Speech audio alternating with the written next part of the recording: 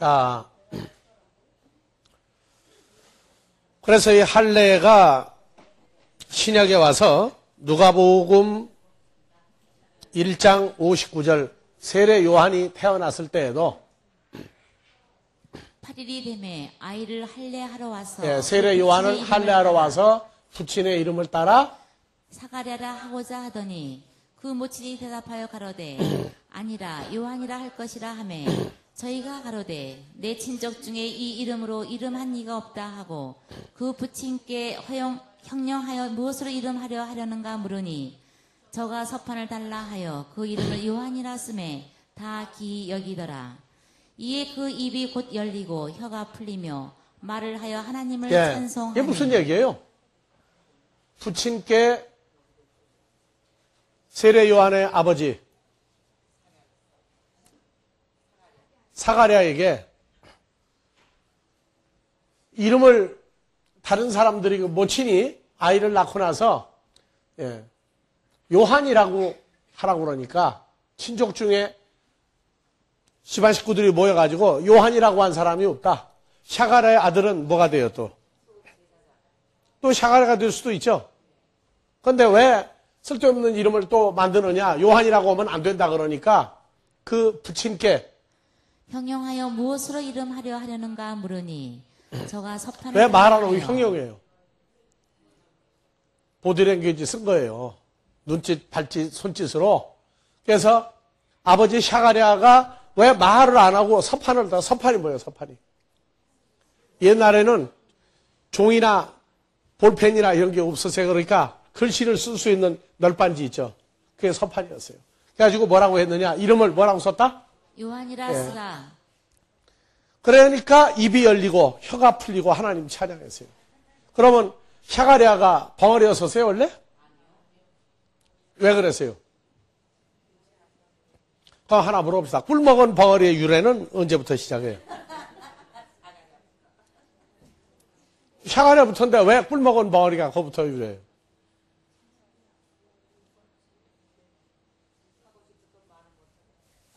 자, 샤가랴가 왜 벙어리가 됐느냐 하면 앞으로 가요 이제.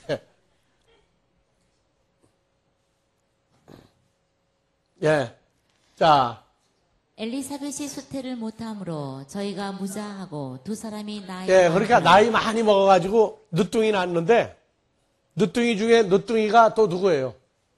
세례 요한이 늦둥이 중에 늦둥이에요. 왜? 아버지 샤가랴와 어머니 엘리사벳이 아이를 못 낳고 있다가 보니까 이제 나이까지 많이 먹어가지고 무자식 상팔자예요. 자식이 없으니까 그때 근심이 된 거예요. 근심에 근심이 쌓였어요. 그래서 마침 샤가랴가 대제사장의 반열의 차례대로 제사장 직무를 수행하러 성막 안에 들어가 있을 때, 돌로 지은 성전 안에 있을 때 제사장이 전례를 따라 제비를 뽑아 주의 성소에 들어가 분향하고. 왜? 잘못 들어가면은 죽어서 나오죠? 그러니까 제비를 뽑아서, 제비 뽑으면 안 들어갈 수 없잖아요. 재수 없는 사람은 매년 들어갔다고. 왜? 뽑히니까. 그래도 도망갈 길이 없었어요. 성소에 들어가 분향하고, 그래서 허리에 줄 매고 들어갔다고 그랬죠? 죽으면은 잡아 당기는 거예요. 근데 이제 제비 뽑아서 들어가 향을 피우고, 모든 백성은 분향하는 시간에 성전 밖에서 기도하더니, 주의 천사가 저에게 나타나 향단 우편에 선지라. 샤가랴가 보고 놀라며 무서워하니 천사가 일러 가로되. 그러니까 그때는 속죄일이었어요? 아니었어요? 속죄일은 아니었죠. 속죄일은 지성소 안에까지 들어가는데 일반 절기에 들어갔다요. 절기에. 그러니까 죽을 때는 아니죠. 이제 거기는 지성소에 들어가서 향 연기가 그 지성소 안에 있는 법궤와 두 천사 그룹을 가려야 되는데 그때는 보면 죽었어요. 그런데 성소 안에는 향단에서 향을 피우고 있었단 말이에요. 그러니까 죽을 일은 아닌데 마음 속에는 차납게나 늘 뭐가 있었어요. 마음에 자식이 하나 있었으면, 그것도 딸이 아니고 아들이에요. 왜? 유대인은 아들이 없으면 대가 끊어지니까 양자를 해야 되는데 자식이 없는 게 저주였다고. 그래서 오늘날까지도 아들이 없으면은 지금도 아들 낳으려고 하는 집들이 많이 있어요. 딸 둘 낳으면 뭐고요? 셋 낳으면 그러면 딸 둘에 아들 하나 나면 금메달은 딸이 몇이 있을 때 금메달이에요. 딸 둘 이상 있으면 금메달이에요. 은메달은 딸 둘에다가 아들을 낳아서 그게 은메달이야. 동메달은 뭐예요? 예? 아들 딸 낳은 게 동메달인가? 근데 목메달이 있더라고. 아들 만난 사람 목메달이래. 그러니까 이제는 아들보다 딸을 선호하는 시대가 돼서 2000년 세월이 지나면서 뒤집어졌죠, 이제. 예. 앞으로 이제 남자 수입할 때가 올 것 같아. 예. 남자 수입할 때, 지금은 여자 수입하죠? 예. 아들만 많이 나가지고 여자가 적으니까. 근데 앞으로는 남자 수입해야 될 때가 이제 올 것 같아.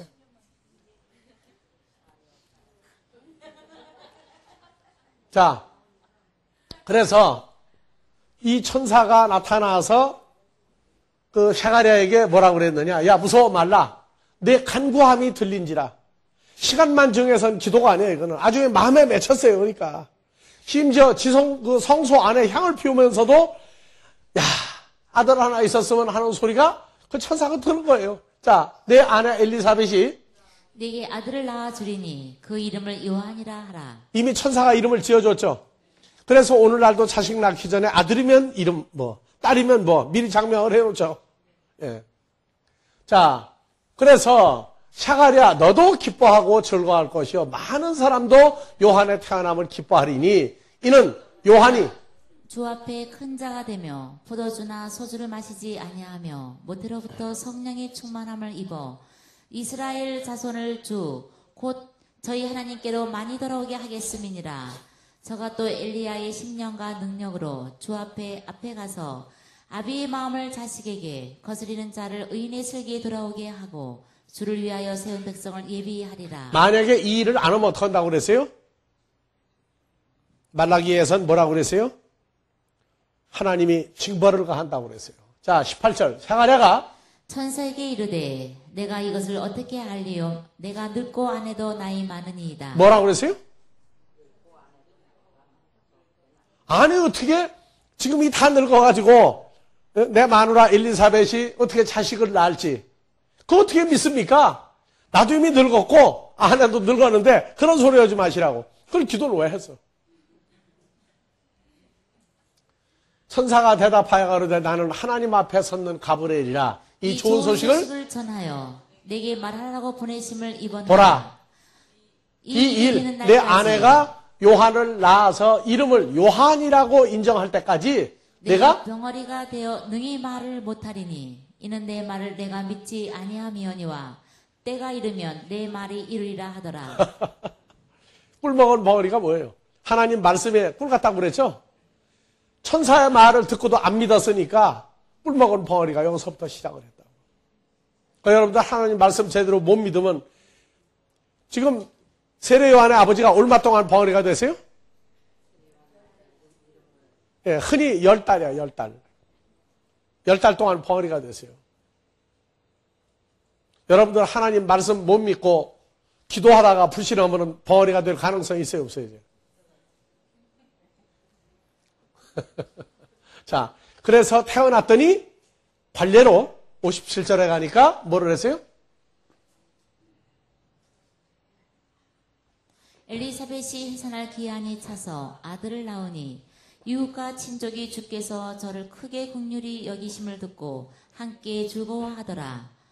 8일이 되매 아이를 할례하러 와서 그 부친의 이름을 따라 사가랴라 하고자 하더니 그 모친이 대답하여 가로되 아니라 요한이라 할 것이라 하매 저희가 가로되 내 친족 중에 이 이름으로 이름한 이가 없다 하고 그 부친께 흥령하여 무엇으로 이름하려 하려는가 물으니 저가 서판을 달라 하여 그 이름은 요한이라 하심에 다 기 여기더라. 이에 그 입이 곧 열리고 혀가 풀리며 말을 하여 하나님을 찬송하니 그 근처에 사는 자가 다 두려워하고 이 모든 말이 온 유대 산중에 두루 퍼짐에 듣는 사람이 다 이 말을 마음에 생각하로되 누가복음 2장 21절. 할례할 8일이 되매 그 이름을 예수라 하니 곧 수태하기 전에 천사 일컫는 바로라. 모세의 법대로 결례의 날이 참에 아기를 데리고 예루살렘에 올라가니 이는 주의 율법에 쓴 바 첫 해에 처음 난 남자마다 주의 거룩한 자라 하리라 한 대로 아기를 죽게 드리고 그러니까 하나님 앞에 드릴 때 뭘 먼저 하고 드렸어요? 할례를 행하고 난 다음에 그리고 하나님 앞에 드렸다고요. 그러니까 할례를 하지 않고 하나님께 드리면 받아요, 안 받아요? 안 받죠? 근데 서양에서는 이 딸 이름을 마리아라고 많이 지었어요. 많이 지었어요. 예수님의 어머니 이름도 마리아. 한국에도 말하다가 가져가면 그랬단 말이야. 마리아가 참 한국도 많죠. 마리아가 좋은 이름이에요, 나쁜 이름이에요? 마리아는요, 좋은 이름 아니에요. 마리아는 뜻을 해석하면 하나님을 대적하다 하는 뜻을 가지고 있어요. 누가복음 1장에 보니까 가브리엘 천사가 와서 마리아한테 내가 아들을 낳을 것이다. 하나님의 아들을 낳을 것이다 했을 때 뭐라고 했어요? 오늘날로 말하면 퉁명스럽게 천사를 면박을 주었어요. 내가 시집도 안 가고 처녀인데 무슨 큰일 날 소리 하느냐고. 그래요, 안 그래요? 멀쩡한 처녀한테 가서 너 하나님의 아들 낳을 거라고 하면은 뭐라고 그러겠어요? 다. 아니, 이건 날벼락이다, 홍두깨, 아닌 밤중에 홍두깨라고 난리가 나고 아마 하이힐 들고 아마 달려들 거예요, 요새도. 근데 나중에 주의 말씀대로 이루어지다 하고 받아들여서 마리아가 이제 순종하는 사람은 바뀌었는데 그래서 마리아예요. 하나님 일단 대적하고 본 거예요. 그럼 예수님도 태어나서 이 할례를 받았어요. 예수님도 할례 안 받았다 그러면 유대인이 될 수 있나요, 없나요? 버림받은 자식이 되죠. 예, 할례 받았어요. 자, 이 할례가 예수님이 할례를 받았고 그러면 예수님의 12 제자도 다 할례 받은 사람이에요. 예수 믿고 할례 받은 사람들이에요. 할례 다 받은 사람들이죠. 가룟 유다도 받았나요? 안 받았나요? 할례 받은 사람이에요. 예수를 따른 500여 명 다 할례 받은 사람들이에요. 그런데 사도행전 15장에 가니까 유대에서 예루살렘과 유대와 사마리아와 땅 끝까지 해서 복음이 전파가 되는데 어떤 사람들이 유대로부터 예루살렘이죠? 유대 땅에서부터 유대인들이 살던 지역에서부터 내려와서 형제들을 가르치되 너희가 모세의 법대로 할례를 받지 아니하면 능히 구원을 얻지 자 오늘날 못하느니라. 그러면 모세의 법대로 할례 안 받으면 구원이 없다 그러면 여러분들 뭐라고 그러겠어요? 에이 그래 뭐 그런 소리를 하느냐고 뭐 알고 할례 안 받아도 괜찮다는 거예요? 물어보면 또 대답도 제대로 안 해. 근데 하여튼 할례 받을 필요 없다는 건 알아요. 자 시대가 할례를 안 받으면 하나님의 백성이 못 되던 유대인의 때가 있었죠. 그러니까 할례를 안 받으면 지금도 이방인을 개같이 여긴다, 짐승같이 여긴다, 사람같이 취급받는다가 저들은 있는데 이미 천안까지밖에 안 왔어 그 사람들이.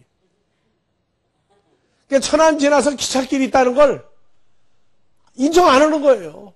부산 가야 천국이다 그러는데 천안에서 천국을 만들고 그냥 대기하고 있어요. 근데 그 사람들이 대전쯤에 가서 예수님의 제자들이 가서 이제 복음을 증거하고 집사들이 가 복음 전하고 사도들이 가 복음 전하고 있는데 사도 바울도 복음 전하고 있는데 사도 바울도 바리새이니까 할례 받은 사람이에요. 할례가 없으면 구원이 없다고 한 사람이 다니면서 복음을 전하고 있는데 그러니까 이제 사람 가르칠 사람이 필요하니까 어중이 떠중이 하여튼 막 예수 믿은 사람은 다 데려다가 성경을 가르쳤는데 다 잘 가르쳤는데 하나 걸렸어요. 뭐라고요? 할례 받지 않으면 뭐가 없다? 구원이 없다. 그래서 천안까지 온 사람이 대전까지 와서도 헛소리하는 거예요. 기찻길은 어디서 끝났다? 천안까지다. 너희 대전이 있어도 소용없다. 다시 천안에 가서 할례 받아야 한다는 얘기예요. 자, 바울과 바나바와 다 할례 받은 사람들이죠? 저희 사이에 적지 아니한 다툼과 변론이 일어난지라 형제들이 이 문제에 대하여 바울과 바나바와 및 그 중에 몇 사람을 예루살렘에 있는 사도와 장로들에게 보내기로 작정하니 저희가 교회 전송을 받고 베니게와 사마리아로 다녀가며 이방인들이 죽게 돌아온 일을 말하여 이방인들이 죽게 돌아왔다 할 때는 할례 안 받은 사람들이 다 은혜로 다 구원이었죠. 네. 그래서 예루살렘에 이르러 교회와 사도와 장로들에게 영접을 받고 하나님이 자기들과 함께 계셔 행하신 모든 일을 말하매 바리새파 중에 믿는 어떤 사람들이 일어나 말하되 이방인에게 할례 주고 모세 율법을 지키라 명하는 것이 마땅하다. 할례 안 받으면 구원이고 나발이고 없다. 사도와 장로들이 이 일을 의논하러 모여 예루살렘에 모였죠. 이제 모여서 많은 변론이 있은 후에 베드로가 일어나 말하되 형제들아 너희도 알거니와 하나님이 이방인들로 내 입에서 복음의 말씀을 들어 믿게 하시려고 오래전부터 너희 가운데서 나를 택하시고 또 마음을 아시는 하나님이 우리에게와 같이 저에게도 성령을 주어 증거하시고 믿음으로 저희 마음을 깨끗이 하사 저희나 우리나 분간치 아니하셨느니라. 그래서 사도행전 10장 11장 갔다가 올라갑시다. 11장. 그래서 다시 올라가요. 반대로 10장 쪽으로. 자, 베드로가 이 말 할 때에 43절부터 봅시다. 저에 대하여 이 모든 선지자도 증거하되 예수를 믿는 사람들이 다 그 이름을 힘입어 죄사함을 받는다 하였느니라. 베드로가 이 말할 때에 성령의 말씀 듣는 모든 사람에게 언제 같은 사건이 일어난 거예요. 사도행전 2장 4절 이하에 성령이 임해서 방언하게 하고 하는 사건이 일어나서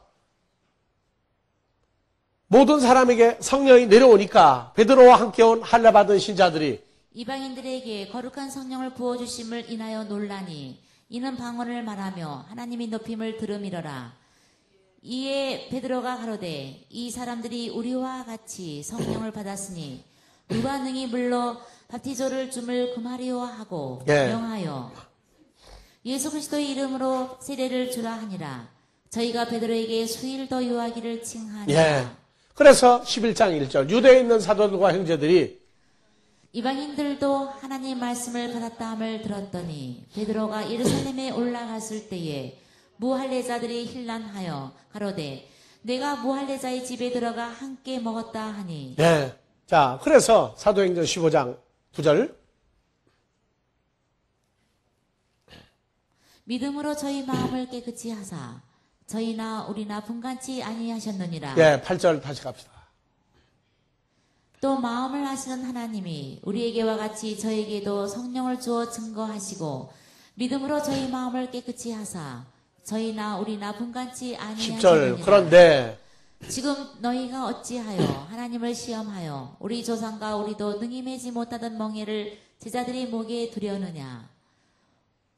우리가 저희와 동일하게 주 예수의 은혜로 구원받는 줄을 믿노라 하니라. 이제 할례가 없어도 할례 안 받아도 구원이라고 하는 사건을 이룰 수 있었죠. 그런데 항상 머무는 사람들이 있단 말이에요. 야, 할례 안 받으면 같은 예루살렘 땅에 있어도 같은 유대인 땅에 있어도 그래서 그리스도인이라고 하는 이름을 붙였다고요. 유대인에서 그리스도인. 별종으로 취급하고 잡으러 다니면서 사바울이 온 무리가 가만히 있어 바나바와 바울이 하나님이 자기들로 말미암아 이방인 중에서 행하신 표적과 기사가 고하는 것을 듣더니 말을 마침에 야고보가 대답하여 가로되 형제들아 내 말을 들으라. 하나님이 처음으로 이방인 중에서 자기 이름을 위할 백성을 취하시려고 저희를 권고하신 것을 시몬이 고하였으니 선지자들이 말씀이 이와 합하도다. 기록된 바 이후에 내가 돌아와서 다윗의 무너진 장막을 다시 지으며 또 그 타락한 것을 다시 지어 일으키리니 이는 그 남은 사람들과 내 이름으로 일컬음을 받는 모든 이방인들로 주를 찾게 하려 함이라 하셨으니. 할례가 이제 뭘로 바뀌었어요? 이제 밥티조로 바뀌었죠. 그래서 오늘날 우리는 할례는 안 받았는데 뭐는 받았다? 세례 침례 받았다. 그래서 처음에 예루살렘으로부터 해서 할례를 받았느냐 안 받았느냐 할례파 무할례파가 나뉘었는데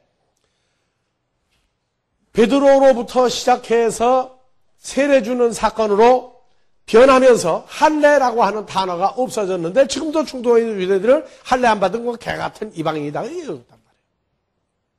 성경에서 이제 변하고 있죠. 뭘로? 세례를 받은 것으로.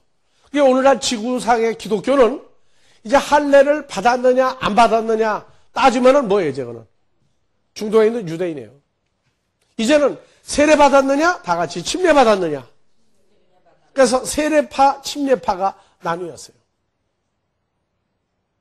물로 세례를 주었느냐 안 주었느냐 받았느냐 안 받았느냐 물을 뿌렸느냐 물속에 들어갔다 나왔느냐 이제 그걸 따지고 있어요. 그러면 마지막 때가 세례냐 침례냐 하는 것으로 마무리된다면 다 세례받고 침례받고 교회 다니면 다 구원이 있다고 말할 수 있단 말이에요. 근데 성경은 자 천안에서 멈춘 사람이 있고 세례 침례받은 사람들은 대전까지는 온 사람들이야. 그러니까 천안에 멈춰가지고 야 할례 안 받은 구원이 없다고 그러면 대전에 있는 세례 침례받은 사람 뭐라 그래요? 저 친구들 되게 웃기네 정말. 아 성경도 몰라? 아니 우리 할례 안 받아도 하나님 믿고 예수 믿고 다 구원받는데 무슨 소리냐? 하는데 아 기찻길이 또 대전에서 멈춘 게 아니야. 대구로 해가지고 어디까지 가세요? 부산까지 갔어. 지금 여러분들은 어디쯤 와 있는 것 같아요? 대전 발 0시 50분에 지금? 아직 출발 안 하고 대전입니까? 세례 침례입니까?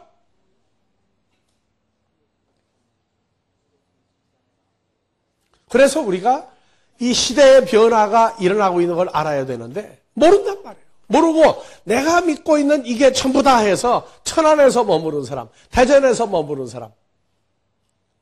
어떻게 하다가 대구까지는 갔는데 부산을 안 찍어. 부산 안 가려고 그래. 야, 대전에서 대구까지 오는데 전차가 구차가 되는 데까지 얼마나 힘들었는데 나 안 간다는 거야. 여기가 맞다 해가지고 대구까지 와서 그냥 대전의 삶을 그냥 살고 있는 사람이세요. 세례나 침례만 받으면 끝난다. 근데 성경은 거기서 끝내지 않았거든요.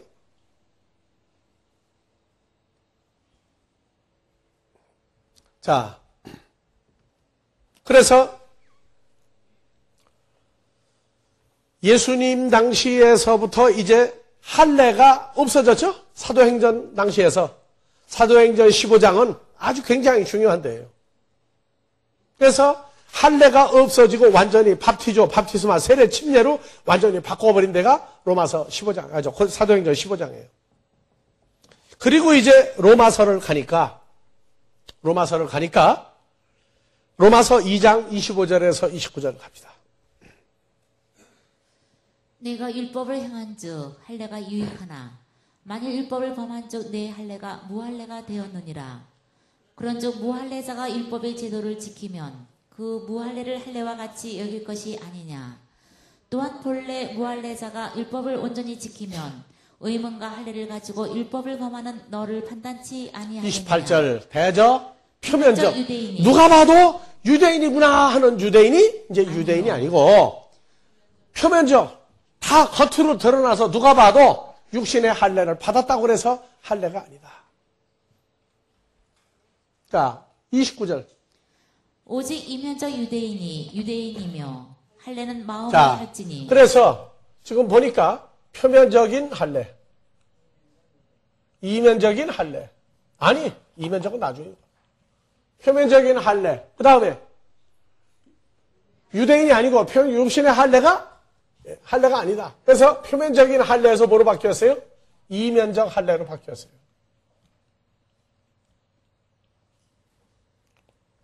자, 손바닥 뒤집기라는 건 오리발 내밀 때에는 어느 쪽을 내놓죠?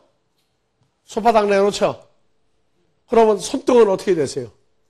감춰졌죠? 그래서 세상 일은 손바닥 뒤집기예요. 할례 받았느냐 안 받았느냐. 그런데 이제는 사람들이 말할 때 할례를 받았느냐 안 받았느냐 하던 시대에서 사도행전은 뭘로 바뀌었다고 그랬죠? 세례 침례로 바뀌었다고 그랬죠. 그래서 사도행전 15장 가니까 15장은 세례 침례로 바뀌었어요. 밥티스마로 바뀌었다고. 그러면서 뭐라고 하느냐? 이면적 유대인, 누가 봐도 할례를 받았는지 안 받았는지 모르는, 이건 감추인 사람들이에요.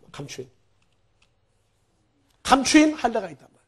누가 봐도 할례 받았는지 안 받았는지 겉으로 봐서는 몰라요. 목욕탕가 있어도 몰라. 왜? 감춰졌기 때문에. 그래서 어디에 있고 할례는 어디에 할지니? 표면이 아니라 마음의 할례가 있어요. 마음의 할례. 할례는 뭐예요? 잘라내는 거죠. 잘라내는 거예요. 마음의 할례가 있어요. 그래서 신령에 있고 의문에 있지 아니한 것이라, 즉 글자로 써 있는 것이 아니라 하나님의 영으로 한 신령에 있다. 그 칭찬이 사람에서가 아니요 하나님이 인정하는 감추인 할례가 있단 말이에요. 모든 사람이 보아서 아는 할례가 아니라 이제는 사람들이 보아도 모르는데 하나님은 보면 아는, 하나님이 야, 너 진짜 할례 받았구나 하고 하나님이 칭찬하는 감추인 할례가 있단 말이에요. 그런즉 유대인의 나음이 뭐며 할례 받았다 그런 게 뭐냐? 하나님 말씀을 맡았느냐? 안 맡았느냐? 그건 중요한 게 아니다. 그래서 로마서 4장 1절부터 그런즉 육신으로 우리 조상된 아브라함이 무엇을 얻었다 하리요? 만일 아브라함이 행위로서 이롭다 하심을 얻었으면 자랑할 것이 있으려니와. 자, 아브라함이 육신의 행위로 의롭다 하심을 얻었으면 자랑할 것이 있으려니와. 하나님 없다. 이게 무슨 말이에요? 이게 무슨 말이냐고.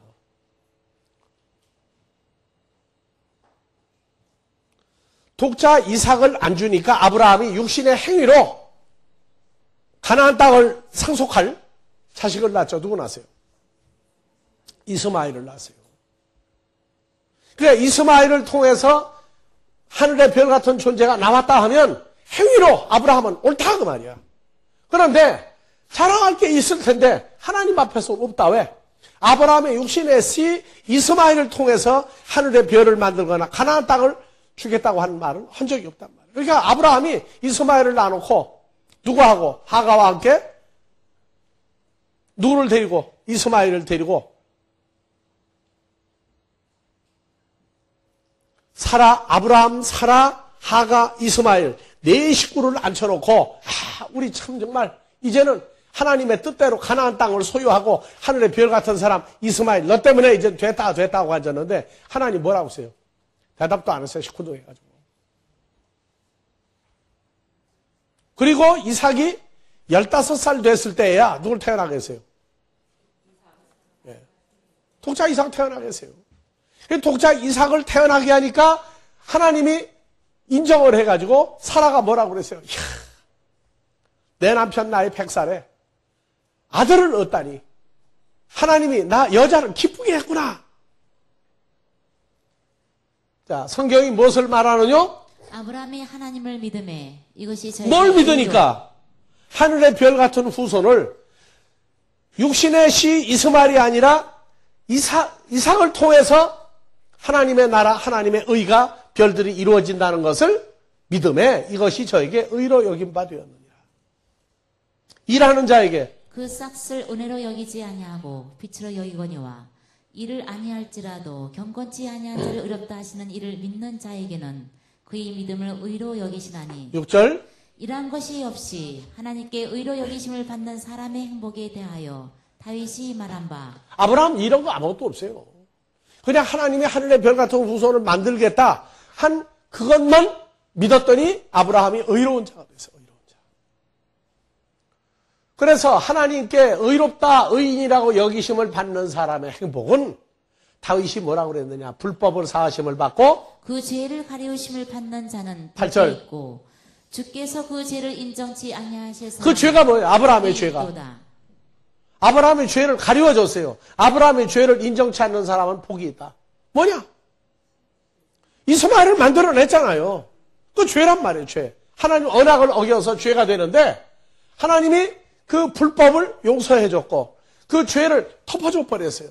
그 다음에 그 죄를 인정하지 않았어. 왜?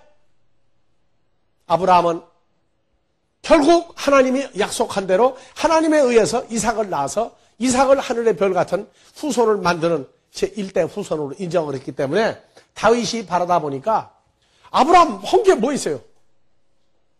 아브라함 한 게 뭐가 있어요? 이삭은 아브라함의 씨가 아니고 하나님의 씨죠? 그러니까 아브라함 아무것도 한 거 없어요. 해봤자 못 뺏겨 실수밖에 안 했어. 실수하고 하나님 화나게 만들었는데 하나님 그거 덮어버리고 너 그런 잘못 없다고 다 덮어버리고 아브라함으로 하여금 하늘의 별 같은 후손을 만드는 사건을 만들어줬는데 미리 할례를 받으면 된다. 아브라함 할례 받은 것밖에 없어요. 할례 받은 것밖에 없어. 그러니까 다윗이 볼 때는요.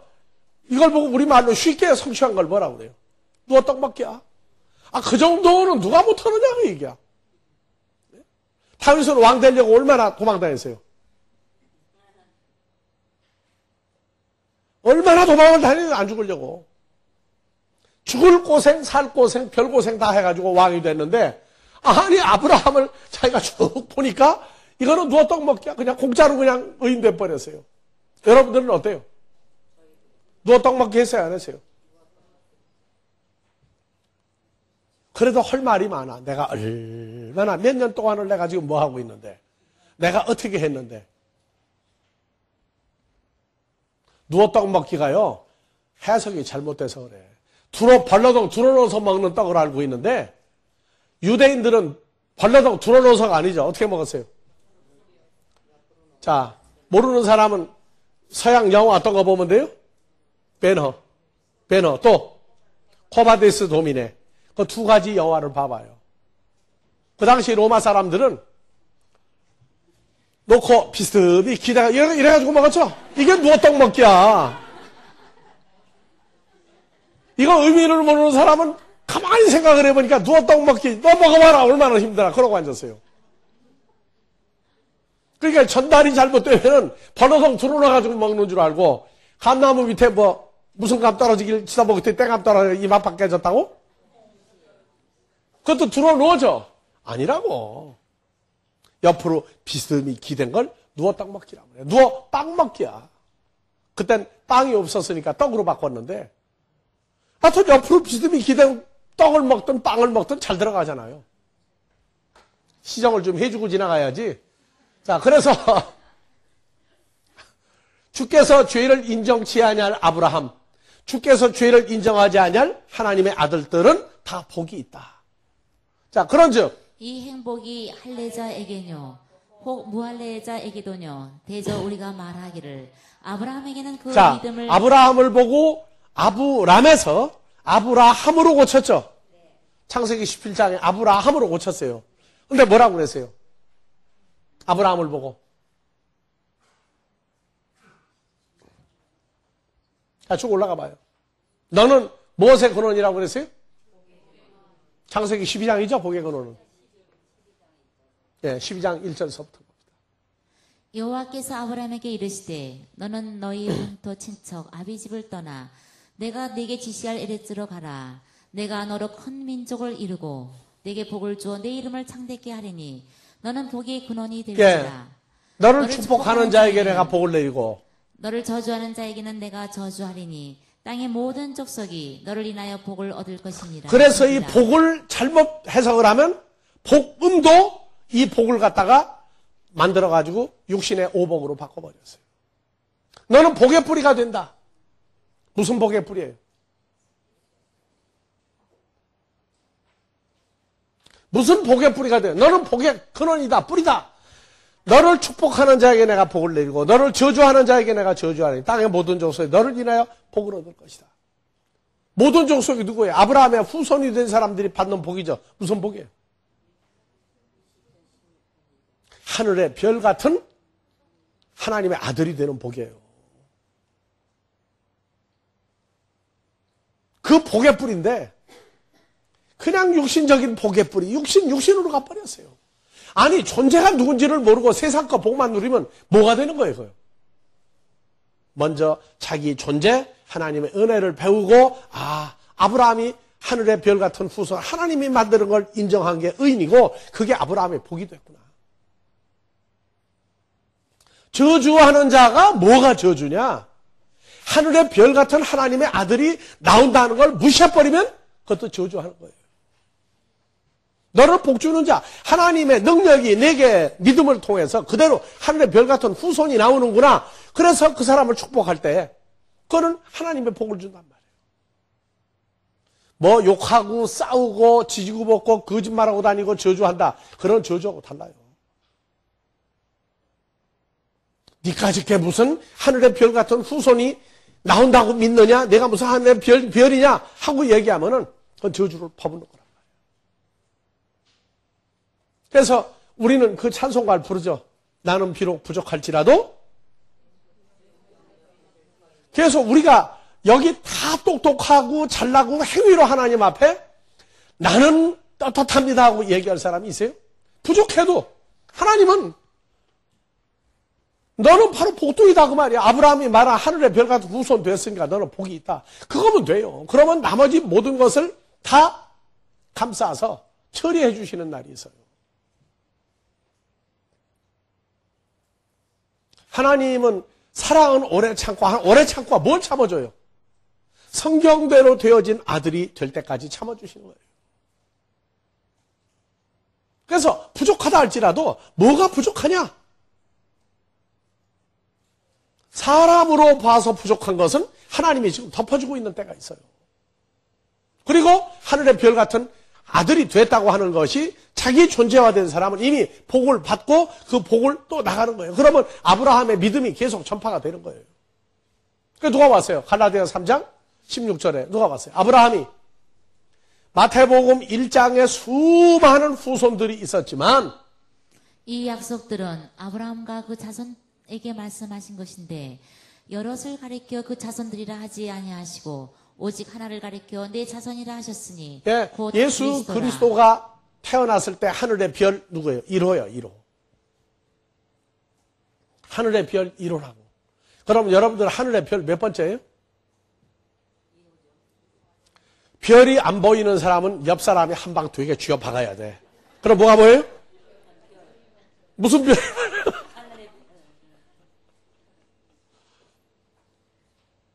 쥐어 박으면 별이 보여. 그래서 별이 반짝이야 그냥 그때도. 자, 여러분들이요. 예수 탄생하고 크리스마스 날 좋아하는데 왜 그렇게 좋아해요? 뭐 때문에? 뭐 때문에 예수 탄생을 그렇게 좋아해요? 아브라함이 받았던 복, 그걸 우리가 그대로 누리는 자가 된 거예요. 그래서 예수님이 땅에서 왔어요? 하늘에서 왔어요? 하늘에서 왔죠? 그러니까 하늘의 별이 땅에 온 거예요. 그걸 별이 떨어졌다. 별이 도착한 거예요. 예수님 이외에는 별이 떨어진 사람들이고 예수님만 하늘에서 뭐고요? 별이 오신 거예요. 오신 거. 그래서 믿음이 시대를 따라 변했어요. 마태, 마가, 누가복음이나 사도행전에서는 몸 밖에 있는 예수, 사도행전은 하늘의 아버지 보좌 우편은 예수, 다시 온다. 그 믿음에는 그게 믿음이었어요. 근데 오늘날 우리 믿음은 다시 온다가 아니라 다시 오는 예수를 내가 영접했다예요. 그러니까 오늘날 믿음이 있는데 나는 교회 다니고 난 직분이 못하는데 믿는데 지금도 오는 예수를 자꾸 믿고 있단 말이에요. 그럼 영접한 예수는 진짜예요, 가짜예요? 영접한 예수가 실상이 안 나와요. 그러면 그거 가짜 믿음이라고. 지금도 2000년 전에 사도행전 시절에 그래서 몸 밖에 있는 예수만 무작정 믿어. 예수님이 하늘에 있는지 없는지 모른다. 그러면 2000년 전 마태, 마가, 누가복음 그 시대에 가 있는 사람이에요. 예수님이 보좌 우편인데 다시 온다 하는 건 사도행전 시절이란 말이죠. 그런데 우리는 사도행전에서 어디로 왔어요? 그리스도 예수와 연합이 돼 있잖아요. 연합이 됐다고. 요한복음 3장 16절도 하나님이 독생자를 줬다고 그랬어요. 그러니까 영접을 했는데 영접한 예수가 없어가지고 지금도 계속 부르고 찾고 다니는 게 뭐라고요? 그게 환난이라고 했어요. 이제 바뀌고 있다고 지금 예수의 존재가. 상황과 이루어진 게 바뀌고 있는데 지금도 몸 밖에 있는 예수를 믿고 나는 영접했다. 주님과 함께 있다. 주님이 나보다 저 앞에 있다.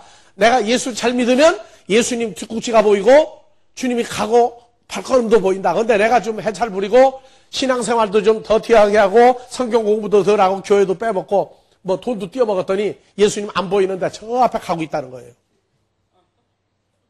어디쯤 간 사람이 서울에서 부산까지. 그 사람도 천안까지 간 사람이야. 근데 이제 대전이나 대구까지 간 사람은 뭐냐? 다시 온다는 거예요. 다시 온다. 그러면 사도행전 시대까지는 간 사람이에요. 이제 우리는 영접했어요. 영접. 영접을 했고 그분 속에 내가 있다. 그래야 부산 가 있는 거란 말이에요. 그 천안이나 대전이나 대구의 믿음을 가지고 이거 이외에 딴소리 하면은 너 죽어 그냥. 너 잘못 믿는다. 이러고 떠들고 있는 사람 지금도 있단 말이에요. 근데 희한한 건 뭐냐?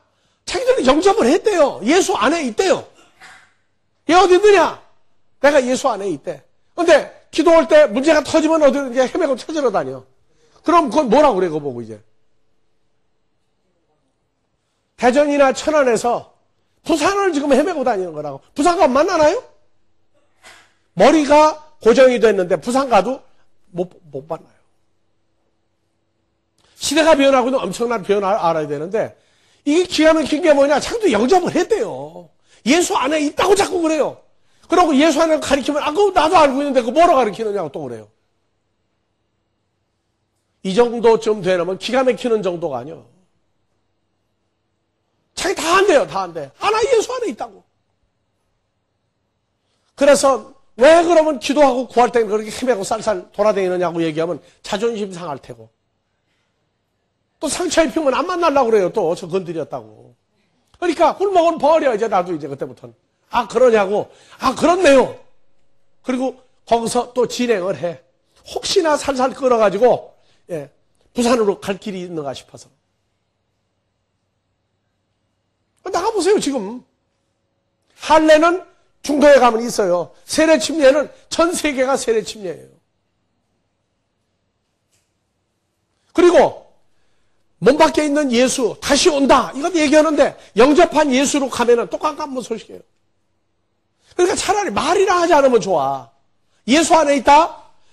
예수가 나와 함께 있다. 주 안에서 내가 행복하다. 예수님이 뭐 심지어 마음에 있다. 이런 소리 좀 안 했으면 좋겠다고. 여러분 생각해 보세요. 하나님이 교회에 있다 했으면 남편이 집에 있다는 얘기하고 똑같은 얘기예요. 근데 왜 남편 찾으려고 그러면 밖으로 돌아다녀 핸드폰 들고.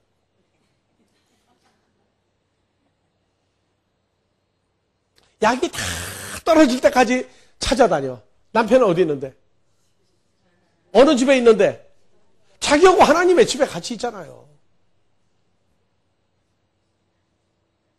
그래서 가끔 내가 비유를 들잖아요. 우리가 대치동에서 사역할 때 우리 교회 옆에 춘천 닭갈비집이 있었는데 거기를 점심을 먹으러 자주 갔어요. 어느 날은 점심 먹고 와서 전화를 하려고 뭐 다 찾아도 없고 가방을 뒤져도 없고 핸드폰이 없어져 버렸어. 그때 핸드폰 그때 돈 40만 원 줬어. 큰일 났어. 이 비싼 거 없어졌으니까. 그래가지고 헐레벌떡 춘천 닭갈비집에 가가지고 거기 이러는 사람들이 알잖아요. 자주 오니까. 그래가지고 내가 앉았던 자리 혹시 뭐 떨어진 거 없더니 아무것도 없대. 그래서 뭐 떨어졌는데 핸드폰이라고 그랬더니 없는데요. 그러더니 그 중에 한 남자가 뭐라고요? 여기 공중전화 한번 돌려보시죠. 있으면은 소리가 날 테니까. 근데 소리가 나는데 이 와이셔츠 주머니에서 소리가 나는 거야. 소리가 나자마자 그 사람 들을까봐 나 얼른 도망 나왔다니. 그런데 예수님은 지금 어디 계세요? 주머니에 들었어요? 말로는 예수 안에 있는 새로운 피조물이라고 떠들고 앉았단 말이야. 그러고 찾으러 다닌단 말이에요. 그래서 내가 핸드폰 약 떨어질 때까지 돌아다닌다는 거예요. 자, 여러분들이요. 지금 시대가 할례가 없어졌는데 할례라고 하는 몸의 일부를 떼어내는 건 없어졌지만 예수님이 오고 난 다음에 뭐였어요? 예수님이 신약에 예수 그리스도가 오시고 난 다음에 할례가 돼버렸어요. 이미 세례 침례로 바뀌기 전에 뭐로 바뀌었어요? 예수 그리스도를 인정하면 누구로? 살아계신 하나님의 아들이요 메시아 구세주로 인정을 하면 그게 구원이었어요. 그러니까 몸 밖에 있는 예수를 인정해도 그게 구원이었다고. 근데 한쪽은 여전히 뭐하고 있었어요? 세례 요한은 세례주로 다니고 또 중동에 있는 유대인들의 메시아가 온다 하면서 계속 할례를 남자들에게 주었다. 그러다가 예수님이 사역을 시작하니까 유대인들에게는 할례 받은 사람들이었죠. 예수님 사역도 할례 받은 유대인들에게 복음을 전파했어요. 그래서 예수님 사역이 2000년 전에 십자가 죽기 전에는 가나안 땅 안에서만 사역이었어요. 가나안 땅 안에 거기는 전부 유대인들이 사니까 사마리아 사람이든 누구든 다 할례 받은 유대인들이 주축을 이루었어요. 이방 여인하고 결혼했던 이방 남자하고 결혼했던 다 남자가 태어나면 무조건 할례를 다 주는 사람들이 살고 있었어요. 그러다가 사도행전으로 가니까 뭐로 바뀌었다고요? 할례가 없어져 버렸는데 바울 사도가 나타나고 나서부터는 세례 침례도 문제가 아니다. 로마서 1장 17절 가봅시다. 복음에는 한 의가 나타나서 믿음으로 믿음에 이르게 하나니 기록된 바 오직 의인은 믿음으로 말미암아. 무슨 믿음으로 살아요? 자, 그래서 15절부터.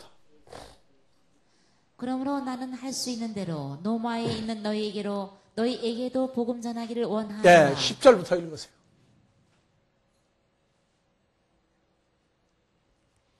어떠하든지 이제 하나님 뜻 안에서 너희에게로 나아갈 좋은 길을 얻기를 구하노라.